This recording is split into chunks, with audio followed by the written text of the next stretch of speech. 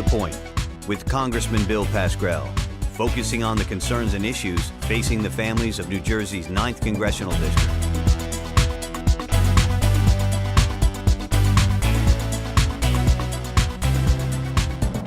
Hello, I'm Congressman Bill Pascrell, and I would like to welcome you to this latest edition of To the Point. Reports from local athletic fields and communities across the country indicate that traumatic brain injuries are a growing epidemic. According to the U.S. Centers for Disease Control, each year U.S. emergency departments treat an estimated 173,000 sports and recreation-related mild traumatic brain injuries, including concussions among children and adolescents from birth to 19 years. Many of these injuries are suffered by middle and high school students participating in athletics, but many schools do not have the resources to adequately diagnose and treat these injuries. As a result, studies have shown that as many as 41% of the high school athletes return to the field before their brain has had an opportunity to heal from a previous concussion. It put them in jeopardy of sustaining an even more serious injury or even putting their lives at risk. So with me today are three individuals I have a great deal of respect for, who are working to protect the youngest athletes from the devastating effects of sports-related concussions, to discuss what we can do to improve their safety on the playing field. Niki Popyer, did I pronounce it correctly? Is a former high school athlete from Marlboro, New Jersey, who doctors estimate has sustained more than a dozen concussions. Now a senior at Monmouth University, she volunteers as an advocate to raise awareness of the dangers of sports concussions. Nikki was with me when we introduced the Contact Act, which deals with this, over 4 years ago.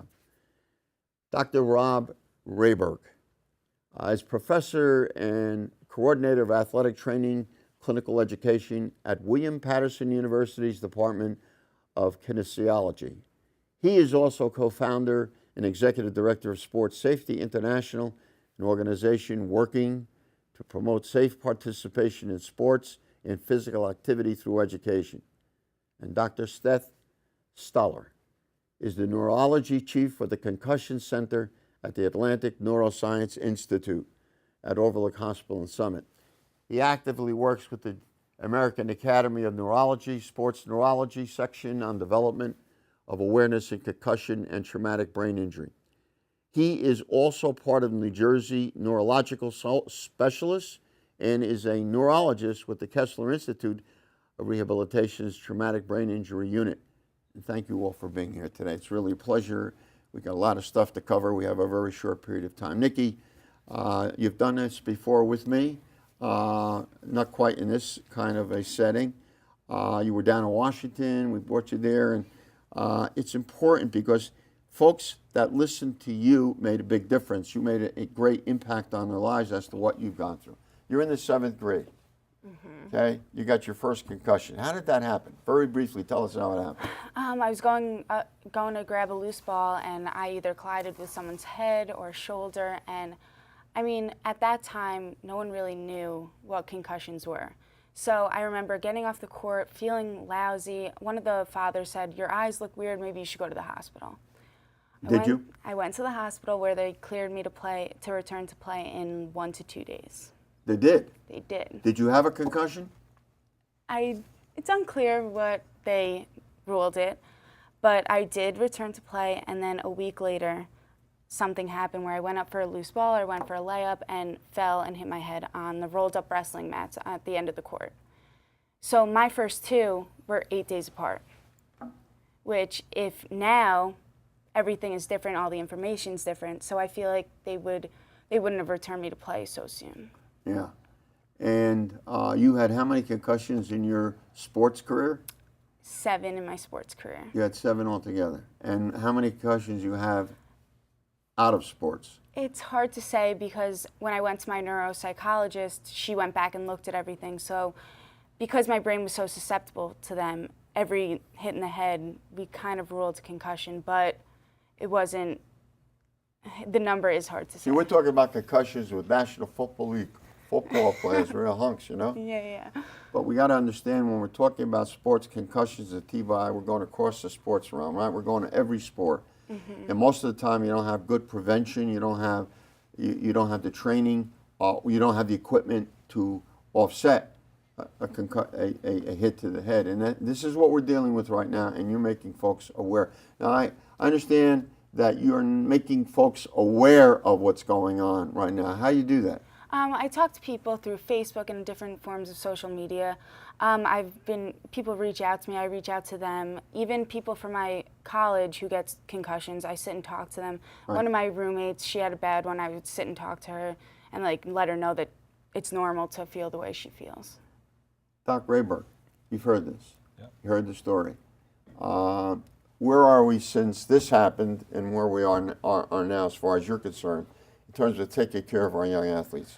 From my perspective, I think we've come leaps and bounds from when Nikki first had her injury.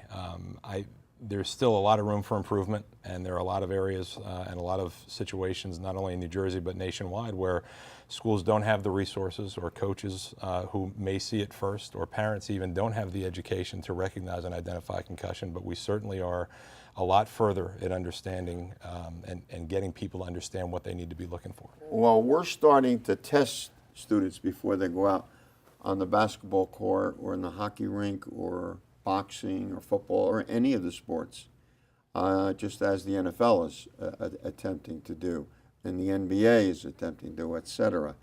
But that test doesn't mean much unless there is something to compare it with, isn't there? That's right. You have to have a baseline, and then if you do have The reason to baseline believe, is the first test. right. They'll take that before any time before they're injured, before the season begins, and that way we have what the brain, or a snapshot of. It's kind of like the dashboard of your car, looking at the temperature and the gas gauge and the RPMs and all that, but it's for your brain. And so we look at it, what it looks like when the brain is functioning normally, and then if they do have an episode where we suspect a concussion, we'll have them complete a post-test, and we'll compare those two measures. It took our military just within the last 4 or 5 years to begin the process of testing before you go into theater. And of course, the military did not follow through as we asked in the law, which we passed in 2007 through the Brain Injury Task Force, which is now a robust organization in the Congress. We started out with, as I said before to you off camera, a few people, you could fit us in a phone booth. Now everybody wants a part of this because they realize there's millions and millions of people out there who don't have to go to war to get a brain injury, to get a concussion. But it's a whole different situation now. But if you don't test after the battle, after the sports event, what good is it? If you get hurt, if you get a head injury, you have to be tested again in order to make a comparison, correct? Well, yeah. Some of the programs that are out there can use a set of normative data that's available for the demographic. For instance, if you have a 16-year-old athlete who's injured and you don't have a baseline test, it will give you information based in general on an athlete of the same size, sport, age, and whatnot. It's not perfect, and that's why we really would like to have a baseline test. And more schools are doing this, though. More schools are testing before you go out there. I don't know if you've noticed this, Nikki. The schools, I don't know if the high school, you went to Marlboro High School. I don't know if they test before you go on. They do that now? Yeah, they do that now. I mean, we're lucky enough to have that in place, but I know all schools don't. Yeah, and it costs a few bucks, but it's well worth it. It's worth it, and it's also important, though, that not only that you do the baseline test, but that it's interpreted appropriately by a healthcare provider who understands how to interpret the test, both for the baseline and for the post-test. We wanted to, in the Contact Act, which I have in the House and Senator Menendez has it in the Senate, we would have professionals set up the protocol, and then there would be this baseline, and then there would be a follow-up. And we want to provide some grant money to the schools, not much, but to get them going in order to test their athletes, because this is carried on. You saw what happened in the NFL. They swept everything under the rug for 40, 50 years, and then they had wound up with 45-year-old vegetables. I've seen them. I've been with them. I've talked with them. And they realized that they can't do this any longer. You cannot just sweep it away. It's not going to away. And this is our kids. These are our own children. For sure we don't want to do that. Doctor, what's your take on all of this? You're into neurology, you're into neuroscience. which everybody's going to say on the listening and watching audience, no, what am I watching here? But this is important to their kids, their youngsters who want to play athlete. I mean, you have kids? Yes, I do. How old are they? 3 and 1. 3 and 1. Were you going to let your 3-year-old play football? I probably will, but I will educate him prior and have his coaches educate him on proper technique. And have the coaches educated. And that's the most imperative thing of this, is that the education has skyrocketed in the last 10 years. Probably the last 3 to 4 years is when we've had an exponential gain. And even the practitioner education has expanded dramatically. As a neurologist, during residency, I had absolutely no training on concussion. I did have it on traumatic brain injury. You had none? No. I had traumatic brain injury Do they training. do that now? I had to go outside of my residency to learn it. I thankfully worked with the Veterans Hospital in New York, so we saw major TBI Why do you cases. think no one really took care to really care for the youngsters who are playing sports out there, get knocked in the head just as many times as anybody else playing sports? Not that you had to play sports to get a concussion, as Nikki points out. I mean, it can happen. I fell off a motorcycle 30 years ago, and it taught me a lesson, you know. But the point of the matter is this happens. People fall off roof, off ladders, off anything, and most of them just trying to brush it off and never have a look. It's an unfortunate attitude that's taken amongst workers, athletes, and just the average American, that, well, I'll get better, I'll get better. And by and large, the mantra prior to this was rest a little bit and then just get back into things. And we're seeing more and more that there's more complicated steps that need to be taken in order to rehabilitate our athletes and workers in order to get them back into their arenas. And that's why education is so important, because I think 2 factors really come into play here. One is a lot of people don't realize symptoms that they may be experiencing or their child are experiencing have anything to do with concussion. And the second is the fact that it's an invisible injury. If I've always said, and Nikki's heard me say this before, if your head suddenly turned green when you had a concussion and it stayed green the entire time you had a concussion, there wouldn't be a concussion issue. Well, we pay a lot of attention to physical injuries. When something you can't see, it's difficult to get people to pay attention to. This is just as important and significant. Could be more significant, right, Nikki? Exactly. I mean, there's no crutches or bandages or casts, so you're looking at me and I look completely fine, but really I have a headache, I don't feel good, right. And that was the hardest part. But also, I think I kind of misled doctors, and I mean, I misled myself and wasn't completely honest, and I think that's the biggest thing. That you didn't want to come out of the game. Of course, I was an athlete. I wanted to play basketball. I didn't want to miss a game or a season or any time off. And we all know about Ryan Doherty in Montclair, a high school student, just back in when we met, 2008, when you were still at Marlboro, right? Mm-hmm. And Ryan played football for Montclair High School, got a concussion in one game, went back 2 weeks later, too soon obviously, played, got another concussion, and died. So who knows? Now, we're going to take a minute break. We're going to come right back. What a fantastic group of people we have with us today. And we're talking about traumatic brain injury and concussions. And your kids have to concern themselves about this. And as parents, you better also. We'll be right back. We're back here discussing traumatic brain injury and sports. Our kids are out there, middle school, high school, and these little twerps that are running around playing. They got to know what they're getting into, and the parents got to know, the coaches got to know. We've learned a lot from the military. We're bringing it over to the civilian. Some good came out of Iraq and Afghanistan, believe it or not, besides all the bravery of our troops. And we're learning a lot about the brain, right, Doctor? What's neurology? Neurology is the medicine and science of the brain, so how we treat things. With regards to concussion, what's important about it is concussion, when cumulative or occasionally even an individual concussion one time, can have long-lasting effects on the brain with regards to memory, performance on a daily level, and headaches, unfortunately. Give us some hope about the future, about folks like Nikki, who looks terrifically normal to me. Give us some hope to those people and those players in the NFL and those soldiers who've got these blasts, suffering from these blasts out there in wartime.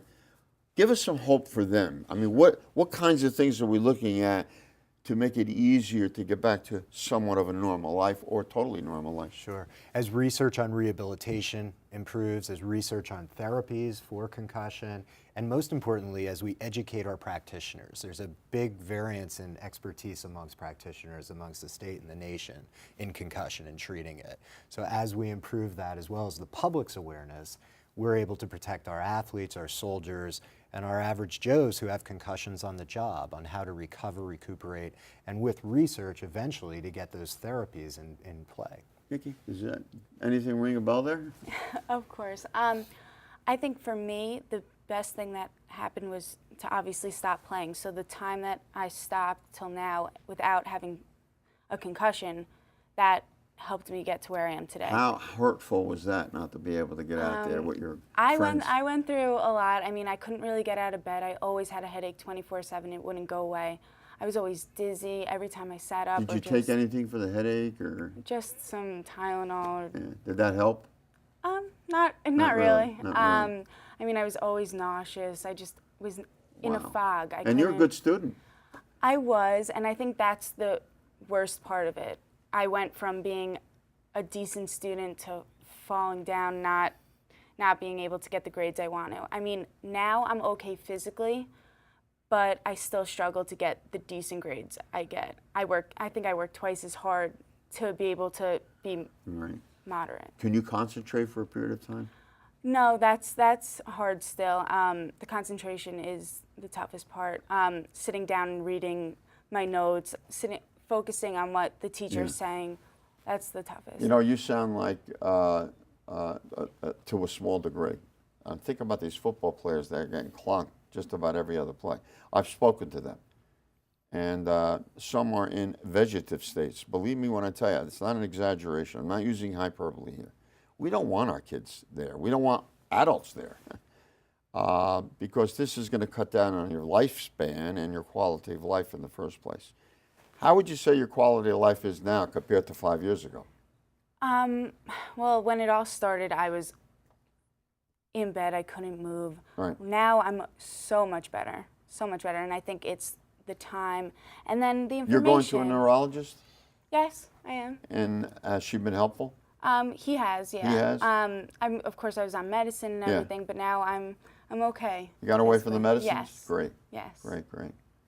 What were we going to think? I saw you nodding your head, Rob. What do you think about this? Well, I think that now that we know a lot more, both clinically and know what we need to educate our parents, athletes, and coaches about, Nikki's experience for a lot of athletes now, if they have a situation like yours, is going to be a lot shorter because we know that we're not going to let them sustain a second or third or hopefully not. First, we're going to try to prevent it from happening. Right, and prevents the biggest part. Because we want Nikki, gals, and the guys to have the proper equipment to play this sport, whichever they choose to play. Mm-hmm. So there's no need to keep your kids out of sports if they're well equipped and are knowledgeable about what has to happen.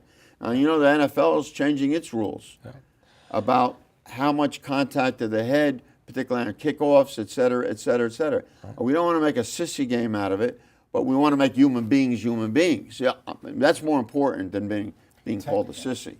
Technique in sports, especially football and other contact sports, and rule changes may lead the way in prevention. Concussions will happen. It's an accident. It's not an intentional injury. On the other hand, what we do to teach and educate our athletes as well as our coaches on preventing poor technique with tackling in specific in football can help not only prevent concussions as well as spinal cord injuries. You know, in sports, it's bravado too. Yeah. You know, you want to, I'm not going to get out of here. I got my clock ring, but I'm staying in. But like our soldiers, our bravest citizens, our soldiers. And, you know, I've talked to many of these guys and gals. They never wanted to admit something might be wrong. They had symptoms similar to you. Mm-hmm. They're dizzy at times. They got tremendous headaches, nothing. Now, these people leave the service without the service knowing about their condition or trying to find out about their, you know, it works both ways. Then they go into society. They go back to their families. They go back to their job. then we have real problems, don't we, doctor? That's true. There's things that can happen that are psychologic and unfortunately psychiatric from concussions, and multiple concussions, especially post-traumatic stress disorder and things like that. What's post-traumatic stress disorder? Unfortunately, it's a psychiatric condition which develops from one or more traumas to the head, and not necessarily, and I'm using that in a concussive stance. Post-traumatic stress disorder can happen from non-concussive injuries, obviously, but in this context, that's where it can occur. 98% of the soldiers that I saw I've seen in Germany, and those here, Bethesda or Fort Belvoir, 98% have post-traumatic stress disorder. And it's a horrible condition. It can affect family life. It can affect, obviously, personal life and professional life. And when you have all of those things affected by our veterans, it's hard for them to function and integrate. Now, we're talking about the athlete here. Yes. Well, if the athlete, that can happen as well. And on a young student athlete such as yourself, it can affect your long-term development. Thankfully, you've overcome it, and you're really a miracle in how well you've developed and progressed from this. But someone to have 12 concussions is a lot. And I think getting back to the post-traumatic stress, I mean, I know I was depressed for a while because, I mean, we're 7th and 8th grade. Yeah. All my friends decided to move on, obviously. Why wouldn't they? And I'm still here trying to rebuild my life. And I think that was another. Well, you're doing a good job at it. Thank you. What are you doing at William Paterson along these lines? Tell us very briefly what kind of work you're doing. Well, at William Paterson, on the front lines, I am the coordinator of clinical education for the athletic training education program, and athletic trainers are the primary care healthcare providers that work in high schools, in colleges, now more and more in youth sports. We make sure that before they leave, before they graduate, they all not are just have a baseline awareness of concussion, but they are well aware of the symptoms, know how to educate parents, athletes, and coaches, and know where to get the correct help if they do see that an athlete does need additional help for concussion.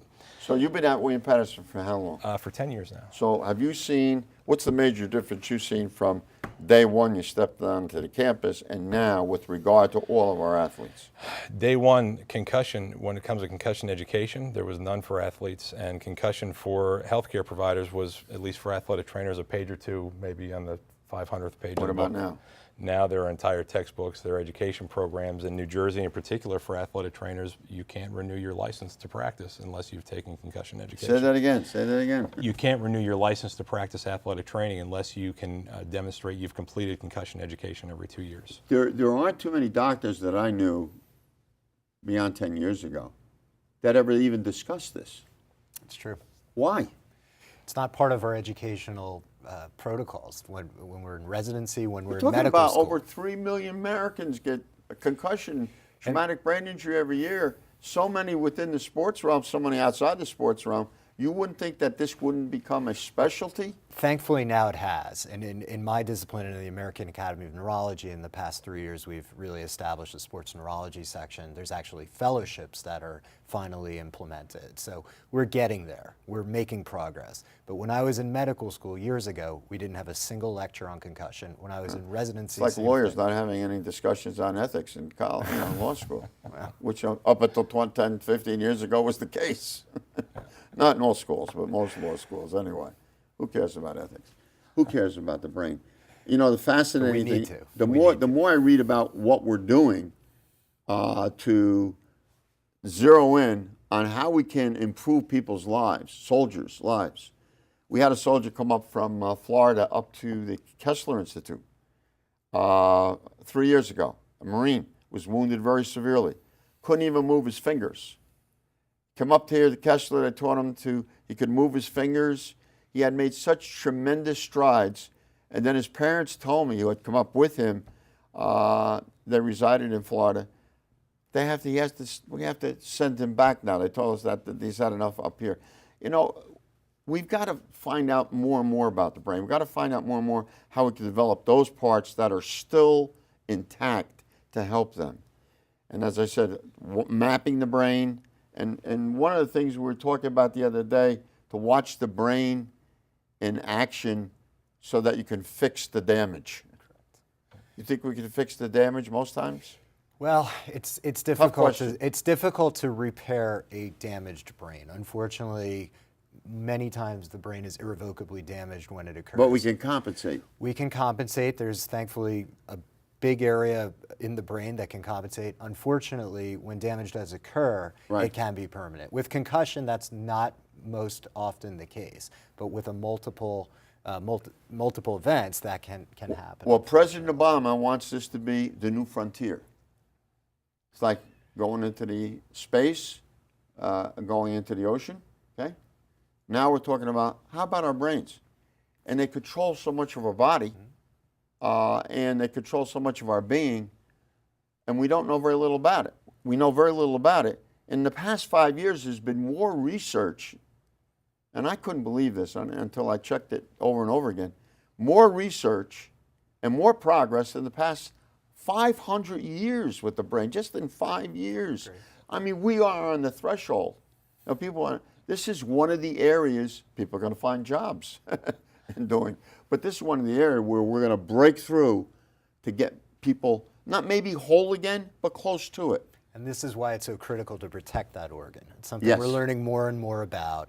And over time, can we repair damaged brain? Hopefully we will get to that point. You know what really gets me Science. ticked off? These companies that have put out these fraudulent helmets for Yes. different sports. Con artists. And thank God the NFL has, gotten serious about this and putting on the right equipment. What is the right? There's never a perfect helmet. No. I mean, unless you want to make robots out of what's going on out there. And we don't want to do that. But you can certainly have great protection.